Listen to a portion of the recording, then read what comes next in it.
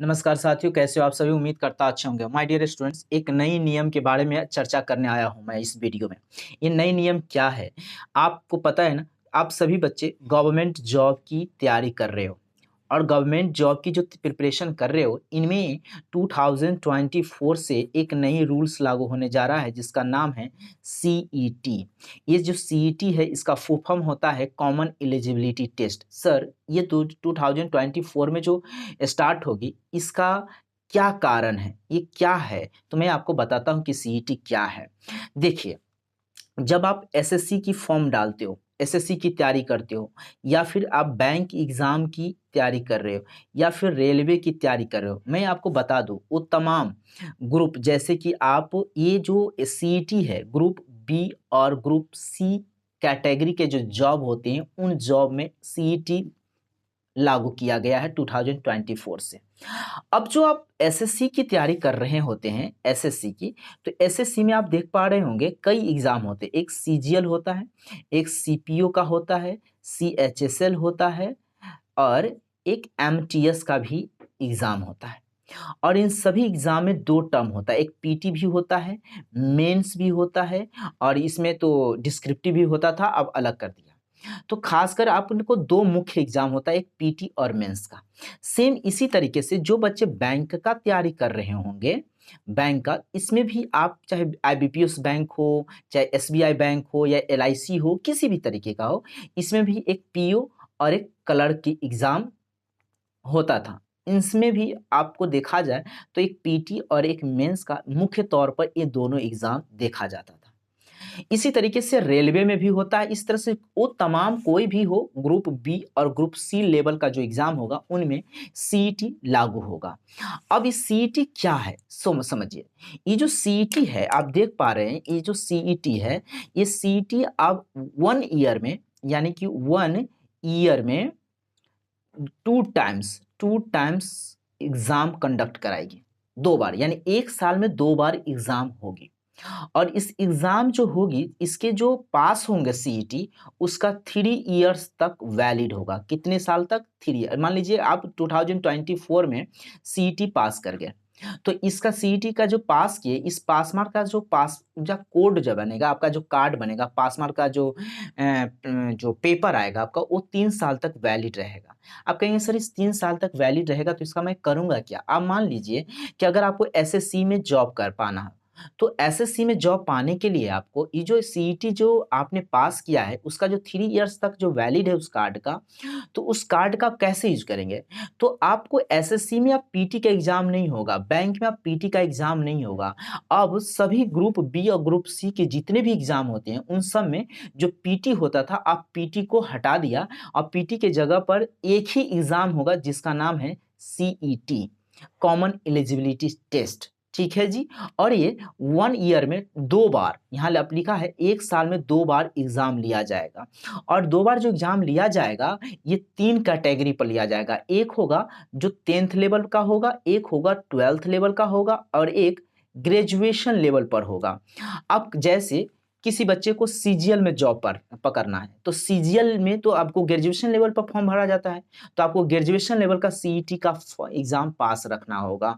अगर जो एग्जाम आप जैसे सीएचएसएल है, ये 12th लेवल पर आता है, तो आपको 12th लेवल का सीईटी पास होना जरूरी। एमटीएस ये 10th लेवल पर आता है, तो आप 10th लेवल का सीईटी पास मार्क्स होना चाहिए। अब मान लीजिए आपको बैंक की एग्जाम क्वालिफाई करना है, चाहे वो पीओ हो या क्लर्क, आपको पता है पीओ हो या क्लर्क, आपको ग्रेजुएशन लेवल पर एग्जाम लिया जाता है, तो ग्रेजुएशन लेवल पर सीईटी क्वालिफाई रहना होगा। और जो क्वालिफाई करेंगे, इसका जो कार्ड का जो वैलिड होगा 3 इयर्स तक होगा। अब इनमें से किसी भी एग्जाम का, ग्रुप बी और ग्रुप सी में कोई भी जितने भी एग्जाम आते हैं, उन सब में आप पीटी के जगह पर सीईटी एग्जाम लेगा। और इसके बाद मान लीजिए आपको बैंक में जॉब करना है, सपोज दैट आपको बैंक में जॉब करनी है, तो बैंक में आप पीटी के एग्जाम नहीं होगा।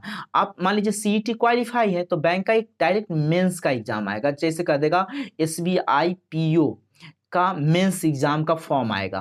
तो आप अगर आप ग्रेजुएट लेवल का सीईटी पास हैं, तो आप डायरेक्ट एसबीआई पीओ का मेंस फॉर्म डाल सकते हैं। मान लीजिए कल को सीजीएल का फॉर्म आ गया, तो सीजीएल में डायरेक्ट आप मेंस का फॉर्म आएगा। ठीक है, अब पीटी तो हो चुका है सारे एग्जाम का कॉमन, तो मेंस का फॉर्म आएगा। अब इसमें क्या होगा कि आप डायरेक्ट फॉर्म भर सकते हैं कब, जब आप ग्रेजुएशन लेवल का सीईटी पास मार्क पाए रहेंगे तब। इसी तरीके से जो भी एग्जाम आपको क्वालिफाई करना है उन सभी एग्जाम का पीटी तो सीईटी हो गया, मेंस का डायरेक्ट फॉर्म आएगा और मेंस में आप फॉर्म फिलअप करेंगे। इससे आपको ये फायदा हुआ कि बार बार जितनी भी एग्जाम होती थी उन सब का समय, आपका पैसा खर्च होता था, मेहनत लगता था, दूसरे दूसरे स्टेट जाना पड़ता था, बहुत परेशानी होती थी, टाइम वेस्टेज होती थी। तो इन सभी चीज के लिए देखा गया कि पीटी का एग्जाम फर्स्ट जो एग्जाम होती है सबका कॉमन कर दिया। ये है अभी तक सिलेबस। अब बात आती है कि सर सिलेबस क्या रहेगा इसका। तो सिलेबस के लिए आप देख लीजिए, मुख्य तौर पर जो भी एग्जाम आप क्वालिफाई करेंगे तो आपको जो सब्जेक्ट होता है, जैसे मैथ्स हो गया, रीजनिंग हो गया, इंग्लिश का हो गया, या फिर जीके जीएस का जो जीएस या जीए जिसको आप कहते हो, ये सब का जो एग्जाम है, क्वेश्चन कॉपी पेपर तो आपका यही रहेगा सब्जेक्ट। रही बात नंबर ऑफ क्वेश्चन का, तो इसके अभी पब्लिश नहीं किया गया कि सीईटी जब लागू किया जाएगा तो उसमें नंबर ऑफ क्वेश्चन क्या रहेगा। तो आप जो भी एग्जाम की तैयारी कर रहे हैं, आप सतर्क होकर के आराम से क्लियर आप प्रिपरेशन करते रहिए। सारे सब्जेक्ट तो यही रहेंगे, बस क्वेश्चन की संख्या में आगे पीछे हो सकता है, और सभी एग्जाम के कॉमन को देखते हुए आपका क्वेश्चन सेट रहेगा। बस क्वेश्चन का लेवल थोड़ी सी रहेगी चेंज, बाकी सब्जेक्ट तो यही रहेगी। तो आप लोग सब्जेक्ट को पढ़ते रहो, और इसी तरीके से जैसे इसका सिलेबस आएगा क्वेश्चन ऑफ नंबर की, तो वो मैं आपको बता दूंगा, उससे आप लोग को पता चल जाएगा। आई होप कि आपको सीईटी के बारे में पता चल गया। फिर से समझिएगा, सीईटी साल में 2 बार लिया जाएगा, 3 साल तक उस कार्ड की वैलिडिटी रहेगी। 3 लेयर पर आपका सीईटी का एग्जाम होगा। जिस लेयर का आपको फॉर्म फिलअप करना होगा उस लेयर का आपको सीईटी क्वालिफाई होना पड़ेगा, और उसके लिए डायरेक्ट आप मेंस का फॉर्म भर सकते हैं। लेकिन आप सोचेंगे बहुत अच्छा हुआ, ऐसा कुछ नहीं है। सीईटी में आपको मार्क्स बहुत ज्यादा से ज्यादा उठाने की कोशिश करना होगा। काहे, मैं बताता हूं।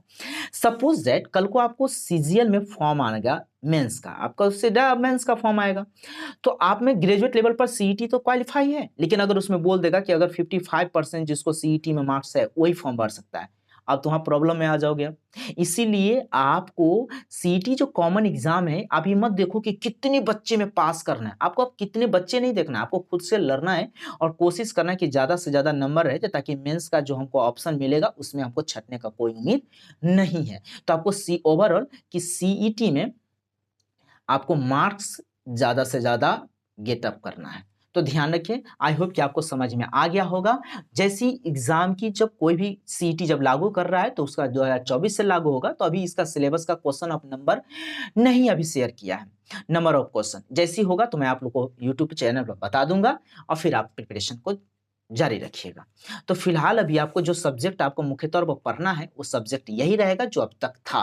तो सब्जेक्ट को पढ़ते चलिए, अच्छी तरीके से पढ़ते चलिए, जैसी उस इंफॉर्मेशन आएगा आप लोग को बता दिया जाएगा। फिर से मिलता हूं अगले वीडियो में।